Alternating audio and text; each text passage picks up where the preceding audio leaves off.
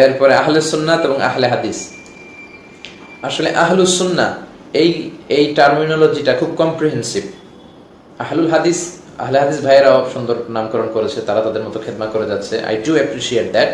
But আহলুল হাদিস থেকে আহলুস সুন্নাহ নামটা বেশি শামিল, বেশি চমৎকার।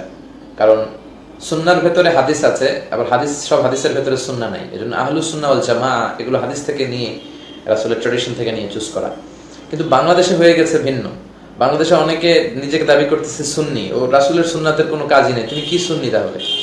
রাসূল যেভাবে ইবাদত করেছেন, তুমি যদি আশিকে রাসূল হও, তাহলে পুঙ্খানুপুঙ্খ করে রাসূলের রেখে যাওয়া সুন্নাহ, এগুলোর সাথে তো আপোষ করা যাবে না। এগুলো সবচেয়ে বেশি মানতে হবে। সুন্নাহ সবচেয়ে বেশি ভায়োলেট করে যারা, এরা হয়ে যাচ্ছে সুন্নি। এটা ঠিক না।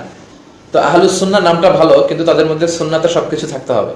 আর আহলে হাদিস ভাইয়েরা, ওনাদের সবচেয়ে ভালো দিক হচ্ছে যাচাই বাছাই করে বলেন, পড়েন, কথা বলেন, কিন্তু একটু কট্টর, অ্যাপ্রোচিংটা একটু স্ট্রং। ঠিক আছে? এটা আবার ঠিক না। Simplicity is the beauty of Islam. ইসলামের একটা সৌন্দর্য হচ্ছে আত-তাইসির, সবকিছু সহজ হবে। কোনো মুফতি যদি লিগ্যাল অপিনিয়ন দেয়, ফতোয়া দেয়, আর সেটা যদি আমাদের স্যুট না করে, মানতে কষ্ট হয়, বোঝা যাবে যে something is missing in this fatwa, in this legal opinion, and scholar should revise the issue.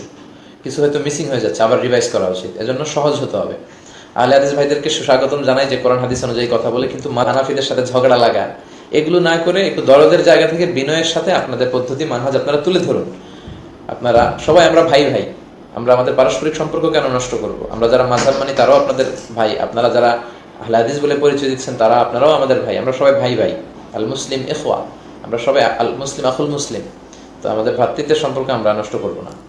তো কারো ভিন্ন মানহাজ থাকতে পারে, সেটা আপনারা বিনয়ের সাথে আপনারা অন্যদের সাথে পেশ করবেন আপনাদের মেথোডোলজি, কিন্তু কঠোর হওয়া যাবে না। আহলে হাদিসের ভাইরা কিছু কিছু বিষয় দেখা যায় যে খুব বেশি কঠোরতা অবলম্বন করে, এটাও ঠিক না। ফ্লেক্সিবল হওয়া উচিত।